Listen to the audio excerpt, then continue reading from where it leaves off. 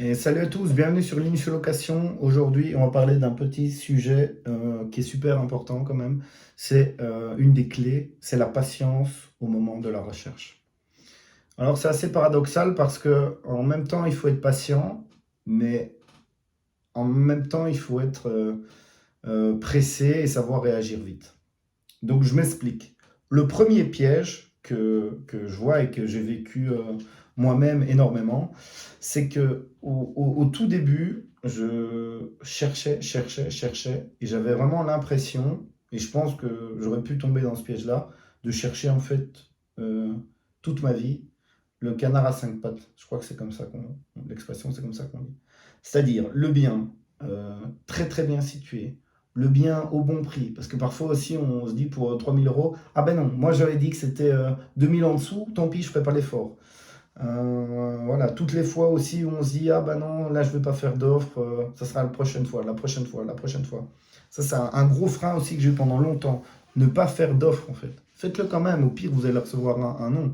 Mais je vous le dis comme ça, mais même moi parfois j'ai ce même sentiment en se disant, ah non, je ne veux pas la faire cette offre, trop employé, c'est trop. De peur d'avoir un non. Mais en fin de compte, il faut quasiment. Et ça, c'est un des objectifs que je me suis mis en 2024 aussi, c'est tout le temps, dès que je fais une visite, en fait, faire une offre. Même si elle sera refusée, même quoi, mais si on se déplace, en fait, c'est pour faire une offre. Pas, peut-être pas au tout début, mais à partir d'un moment, il faut en faire pour essayer aussi de chiffrer et de cadrer là-dedans.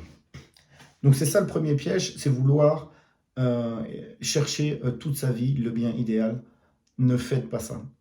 Et ça n'existe pas en fait le bien idéal. Il y aura d'office un petit défaut, euh, la rue qui va pas, une tuile de cassée, pas une situation idéale, pas assez de mètres carrés, euh, pas bien orienté, pas assez de lumière. Il y aura toujours quelque chose. Il faut juste essayer de maximiser. Après, l'autre point par rapport à ça, et qui est quand même beaucoup plus complexe aussi maintenant en 2024 qu'en 2023, c'est trouver le bon bien. Et ça, c'est vrai que le dilemme, il est là. C'est que, et ça, j'ai entendu des agents IMO qui parlaient de ça. En même temps, ils n'ont pas tort. C'est qu'eux, ils se positionnent entre le vendeur et l'acheteur. Donc, évidemment, ils doivent essayer de donner le juste prix euh, euh, au vendeur, qui leur a fait confiance, qui leur donne le bien. Donc, évidemment, lui, le vendeur, il y a plusieurs prix aussi, hein. Il y a le prix que le vendeur, il pense recevoir. Il y a le prix que l'agent immobilier, euh, l'expert immobilier voit sur le marché à combien ça part et qui a un peu plus de bagou. Mais bon, on va pas se cacher, lui, il est là aussi pour gagner de l'argent, hein. Donc c'est pour ça qu'ils n'ont pas non plus auprès d'investisseurs, ils sont prêts à te vendre tout à n'importe quel prix et alors à minimiser aussi le budget des rénovations pour que tu l'achètes en fait. Et après, c'est plus leur problème. Donc c'est ça. Et puis il y a le prix aussi que vous êtes prêt à payer. Et donc ouais, il y a plusieurs prix. Et en fait, le véritable prix, c'est le prix auquel il se vend. Et pas le prix d'une expertise immobilière. Ça aussi, ça, c'est quelque chose qui me fait quand même doucement rire en disant, voilà, je suis expert, ça vaut tant. Bah oui et non, quoi. Parce que tant que ça ne s'est pas vendu, ça ne vaut pas ce prix-là, quoi, hein. Et tant qu'il n'y a pas d'acheteur, ça ne vaut pas ce prix-là, hein. Euh, donc voilà. Mais donc entre tous ces différents prix et le marché, il y a ce que nous, on cherche.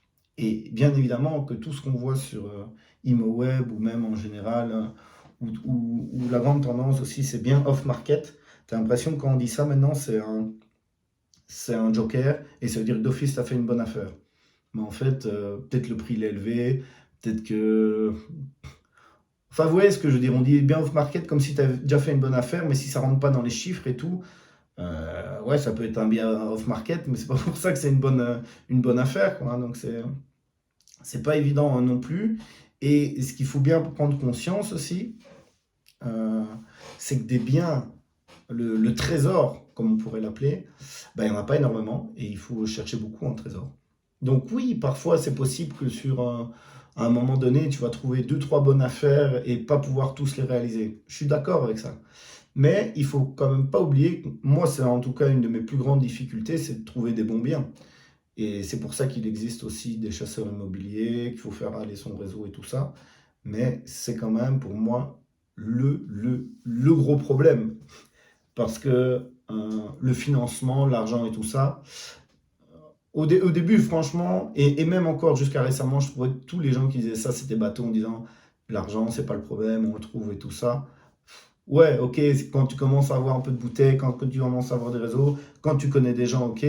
Mais je veux dire, s'il y a un mec qui débute, qui connaît personne et qu'il a une bonne affaire, le financement, ça va quand même être un problème pour lui aussi. Donc voilà, mais après, c'est vrai que ça se facilite et je comprends mieux les gens qui disent maintenant, oui, au final, l'argent, on le trouve et tout ça, c'est pas tellement le souci. Donc ça, on est d'accord là-dedans. L'autre point aussi, c'est qu'on entend souvent que c'est un marathon, qu'il faut pas sprinter, pas se précipiter. Ben moi, j'aime bien dire en fait que c'est un marathon, mais dans un marathon, tu peux sprinter. Dans un sprint de 100 mètres, si t'es pas bon ou si tu as ralenti un peu, bah, tu perds d'office la course.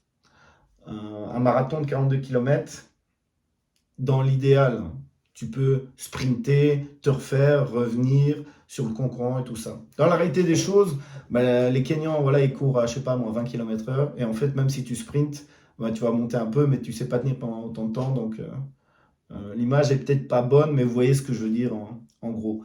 C'est qu'il faut être patient et parfois avoir des épisodes de sprint euh, pour que ça aille vite. On se rend compte que là, il faut que tu accélères le tempo, il faut que tu fasses ça. Donc j'aime bien garder ça à l'idée et tout en se disant qu'après ce sprint-là, tu peux reprendre ton rythme de croisière et rechercher tranquillement et tout ça. Et tu peux être amené aussi à faire deux trois sprints sans avoir réellement touché le but, quoi. Et tu vois pas tous ces efforts-là, tu as l'impression qu'ils sont perdus. Mais n'oublie pas que ton temps sur ton marathon sera quand même toujours amélioré. Si tu arrives à maintenir, on dirait, une vitesse de course, allez, 10 km/h, et que tu fais des séries de sprint où tu montes à 25, 27, ben voilà, tu iras quand même toujours plus vite que si le gars il fait tout le temps 10 km/h en permanence. Donc voilà. L'autre point, donc, comme je vous avais dit, c'est vraiment faire beaucoup d'offres. Euh, je me suis mis un petit objectif pour 2024 d'essayer de faire 100 offres. Donc ça fait quasiment 10 offres, plus ou moins 7 à 10 offres par mois. Euh, ça ne me paraît pas irréaliste en se disant voilà que tu fais une journée, tu testes tout ça. On verra pas ce que ça donne. Restez connectés. Je mettrai aussi, j'essaierai de faire des petits reportages des biens que je visite. L'autre point aussi, c'est négocier. Ça, on ne va pas se cacher. Le fait d'aller chercher des prix plus bas, parce que c'est le nerf de la guerre. Ça, c'est clair et net. Et c'est pour ça que quand l'agent IMO, il dit, ah ben oui, mais moi, je dois conseiller mon client, c'est tel prix, le prix du marché, c'est ça, c'est ça, c'est ça. Mais entre guillemets, oui, ok, d'accord, mais moi, si je veux un bien rentable, un truc comme ça, il faut le payer moins cher que le prix du marché. Donc oui, parfois il faut sauver des gens d'une situation un peu délicate. Oui, parfois c'est pas le prix du marché, mais c'est comme ça que nous on fait la bonne affaire, c'est à l'achat.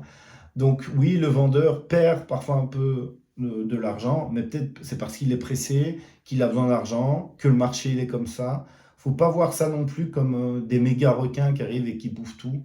Euh, J'aime bien dire aussi que dans l'océan, il y a euh,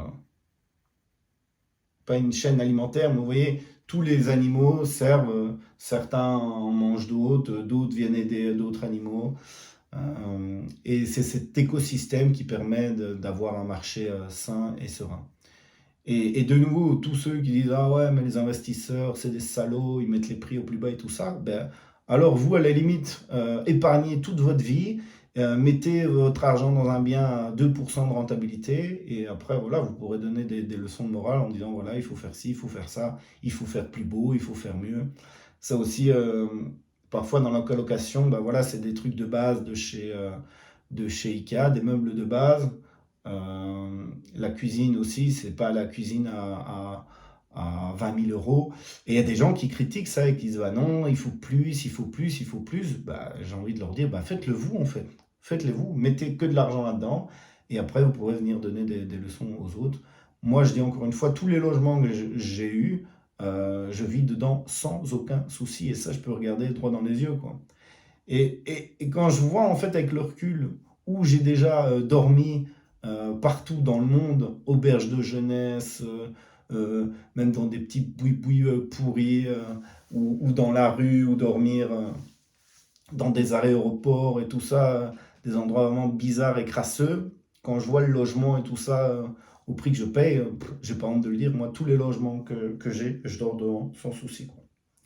Donc voilà pour la réponse un peu aux détracteurs. Et si vous n'êtes pas d'accord avec moi, il n'y a pas de souci, on peut même faire un petit podcast, on échange nos opinions et on en discute. Ou en commentaire, pas de souci. S'il y a votre nom et votre prénom et qu'on... Ouais, il n'y a aucun problème, on peut en discuter et vous aurez peut-être raison par rapport à tel ou tel argument. Et parce que j'ai mes premiers haters qui arrivent aussi, donc c'est génial, quoi. Ceux qui se cachent en fait et, et qui insultent et qui disent des trucs alors qu'on voit même pas leur visage ni leur nom. Je m'en fous, quoi. En gros, je m'en fous. Et donc l'autre point, c'est qu'il n'y a jamais d'urgence sur le marché. Et que même si tu gagnes au million, l'euro million, 100 millions, faut pas se dire putain vite, je dois acheter, je dois acheter, je dois acheter absolument et acheter tout et n'importe quoi. Ça prend du temps. Euh, faut pas trop se précipiter. Alors il y a certains cas aussi, peut-être d'un point de vue fiscal, où certains organismes doivent réinvestir. Et c'est pour ça qu'ils achètent des trucs trop chers, on ne comprend pas, avec des rentabilités dégueulasses. Pourquoi ils font ça? C'est qu'en fait, il y a d'autres mécanismes derrière. Mais comme je le répète, la patience est une vertu. Wow, c'est beau ce que je dis là. Donc gardez ça en tête. C'est long, vous aurez encore d'autres possibilités pour investir. Donc vous inquiétez pas, vraiment. Ciao, ciao, à plus. Mettez-moi un commentaire et si vous voulez vous former, les liens sont dans la description juste en dessous. Ciao.